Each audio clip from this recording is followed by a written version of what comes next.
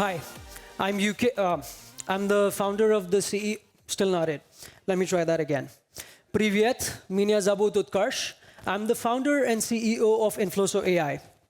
Now, there we go. That took what, 3 tries, right? Backstage, I had all of that perfectly scripted, planned, practiced, but somehow, the moment I walked on the stage, I messed everything up. And in that moment, I had 2 choices. 1, continue the awkwardness, or number 2, course correct, pivot, and try again. And exactly that is what founders have to do every single day. We pivot on stage, in life, with our products. And today, I'm here to talk about something really, really interesting. The most underrated superpower for any startup, pivots. Why do we even fear pivots? We fear pivots because they seem like failures. Failures of an idea that once seemed perfect, right? We've all heard of the genius founder origin story, right? Guy has a shower thought, he builds a product, which certainly goes viral. Once it goes viral, they raise millions in dollars of funding, and finally, they launch an IPO. Too good to be true, I wish it were true, but it's not. The truth is that you would spend 3 weeks building a set of features only to later realize that your users actually wanted the exact opposite, right? You see, startups don't grow in a straight curve. The concept of having a perfect vision on day one, a perfect idea on day one, is a complete myth, right? Real breakthroughs, they happen when you pivot boldly and without fear. You see, as founders, we're like parents. We're like new parents, and our startups are like our babies. Every new parent thinks that their new baby is the most perfect, the cutest, the most genius baby in this whole world. But sometimes, just sometimes, some babies are not that great, right? It is very important to think that the passion you have as a founder is very good, but it also blinds us. It kind of fails us to see the gaps in our own product, right? We imagine success as a clean upward curve, but in reality, it's really messy. It's full of pivots, it's full of false starts, it's full of course corrections. Why do pivots even matter in the age of AI? This is a question that usually comes up very often. Pivots are actually not exceptions anymore. Pivots are the operating system on which you guys are going to build your ventures, right? The industrial landscape is changing so fast. The updates are not coming in yearly anymore. They're coming in every other week, right? Think about OpenAI.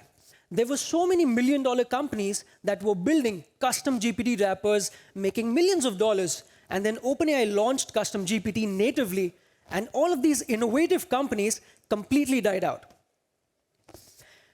If you zoom out, you would understand that all of this happens, you would recognize a pattern that all of this happens because of 3 critical fundamental reasons. Number 1, cyclic compressions.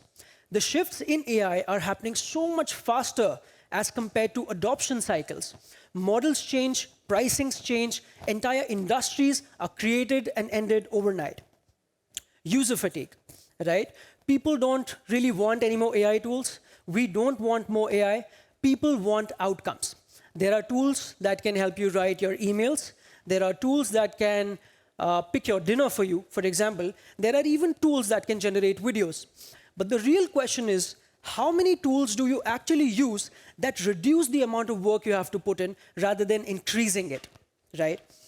Finally, competition. Global competition is severely brutal. It's really, really brutal. And you have to think about, for example, a person sitting in a random hostel with just a laptop and a Wi-Fi can build full-scale AI-native products much faster than a fully funded team. The barriers to entry are lower than ever. All of this actually kind of brings me back to my own startup, my early days when I was building Infloso AI. Our targeting was really, really broad. With such a broad value proposition, it was like running a restaurant that was serving Indian, Mexican, Chinese, Italian, sushi, and even smoothies, right? And all we kept wondering was why nobody ever came back. We had good traction, we had demo bookings, we had website visitors, we had everything, but there was no real revenue growth. There was no retention. Our retention curve was pretty flat. We were kind of following the everything for everyone model, where as an early startup founder, you want to sell your product to whosoever wants to buy, right? Because let's be real, in the early days, in the initial days of your startup, revenue sounds so much nicer than signs of PMF or product market fit. So you sell to just about anybody who wants to buy, which is what we did, and we were trying to push it really hard. It was getting really, really tough, so I took a step back. And I had this really hard conversation with my co-founder, you know, the one where we're like, hey, bro, we're trying to sell it too hard. There's something missing. Something needs a fix. And he agreed. My co-founder agreed. So we completely stopped selling. And we did this very, very interesting thing, a really amazing thing that all of you know. Most people know about this, but very few people actually do it. We shut up. That's exactly what we did. We shut up and we actually started listening. We started listening to our users and we used this 5-point framework, right? This is a framework. If you want to find out your customer and product fit, follow this blindly. Number 1, always talk about your user's world rather than your own. Never talk about your product, your pitch deck, your idea, your vision. Now, number 2, ask about very specific details from the past. If you let your customer talk about the future, they're going to sell you a dream that doesn't exist. Only the past is going to get you concrete data points. Number 3, always listen more, talk less. Treat your customers like your boyfriend, your girlfriend, your dating partner. Get to know them. Let them talk about themselves. You should try to keep more quiet. Number 4, get really, really specific facts about your customers' lives. What are their experiences? What do they like? What's their personality like? Where do they live? What do they do? And finally, and this is a golden rule, never ever talk about your solution. Because the moment you start talking about your solution and you ask questions like, is this something that you would like? Would you prefer this feature? Your customers are going to lie to you just to be nice. So never talk about your solution. We did all of these conversations and we found some really, really critical and key insights which actually shaped our own pivot, right? Got us to a stage where I'm here presenting in front of you. We discovered who our real users were. It wasn't agencies, they were not CMOs, they were scrappy solo founders. Founders who were hustling entrepreneurs with really, really tiny teams. People who were drowning in content, ads, outreach, and were completely unable to manage everything. Those were the people who actually needed us, right? And that's when we built Molly, which is the world's first AI marketer. It's an autonomous AI agent that trains and learns everything around your brand and then does all of your marketing and advertising for you. We repackaged, we retargeted everything, we retouched everything, and then magic happened. What happened was we acquired 1.5 million users in less than 1 year, and guess how much we spent to acquire these users? What was our marketing spend? It was 0. That's right. We acquired 1.5 million users just because we paid attention to our PMF. And through this journey, we've been able to figure out the 3 most critical and usual pivots that anybody who's trying to navigate to PMF, if you're a founder and you're trying to build a company navigating to PMF, these are the 3 most critical pivots that you would face. Number 1, audience pivot. Who really needs you? Who's your audience, right? We thought agencies needed us, they loved us, but they liked us, but they did not really need us, right? Desperation is your compass to PMF. The more painful the problem is that you're solving, the less you would need to sell. Number 2, the value proposition pivot.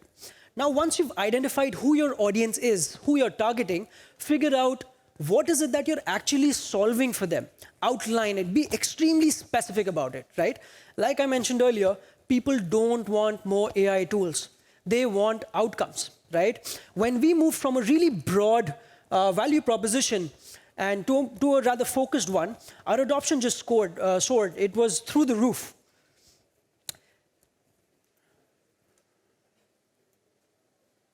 The click is not working. working now.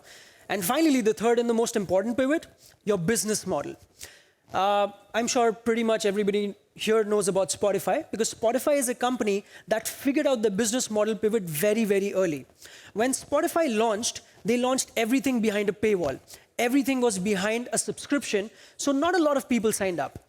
So they reiterated, they went back to the drawing board, they changed their model, and that's when they came up with a free tier with ads. That's how they make money. And boom, there was scale, massive adoption, right? So if your customers, your audience, they're confused about paying you, that's a problem that's on you. It's not your customer's problem. The crux is, most people are mistaken about this concept. Your business model is actually part of your product. Your product is not part of your business model, right? Having said that, that actually kind of means that pricing is not a financial exercise. Pricing is more like a product experiment, which you have to keep doing. You have to keep iterating until the value exchange between you, your product, and your audience starts feeling very, very natural.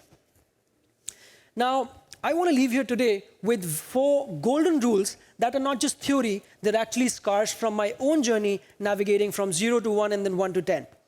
These 4 rules are going to help you a lot if you're confused about whether to pivot or not. The 80% rule. You have to start identifying signals against noise. If 80% of your audience is saying, wow, what a cool product, this is interesting, I like to buy that, but when it's time to pay, they don't return, it's pure noise, you should always ignore and pivot. The 40% rule. If you go ahead and ask your current customers, would you be very disappointed if we don't build this feature? Would you be disappointed if we shut this down? Right? And less than 40% of your customers are saying yes, you're far away from PMF, please go back to the drawing board and iterate. The speed rule. We're in a situation, we're in a time where technology cannot be a moat anymore. Speed is your only moat, right? So test pivots in weeks rather than in quarters, because if you're polishing while the market is moving, you're actually just polishing a dead product. And finally, and the most important, your mindset. This is a problem with all of us founders because we're in love with our product so much, it's very, very important for us to detach ourselves from our product, right? So always remember that ego is your enemy. Keep it aside, it will kill your startup, it will kill your pivot, whereas curiosity, being open, will fuel it. Now, if you do all of this, you're going to become a good founder, and good founders are like architects, right? But the great ones, they're like navigators. Why I say that is because architects always want to follow the blueprint, they want to stick to the plan, right? But navigators are like sailors. They watch the storm, they adjust the sails, and they navigate, they survive. So, all of the founders that are sitting here at the summit, some of you guys will go on to create massive, large-scale companies tomorrow. But I can tell you that those founders are not going to be the ones who have the perfect idea on day one. They're going to be the ones who can say that, all right, maybe that did not work out, let me change something and try again. And on that note, I'm here to help you, right? If anybody is confused about whether they should pivot or not, you can come find me, and in less than 5 minutes, I can tell you if you should pivot or not. Thank you. Spasiba.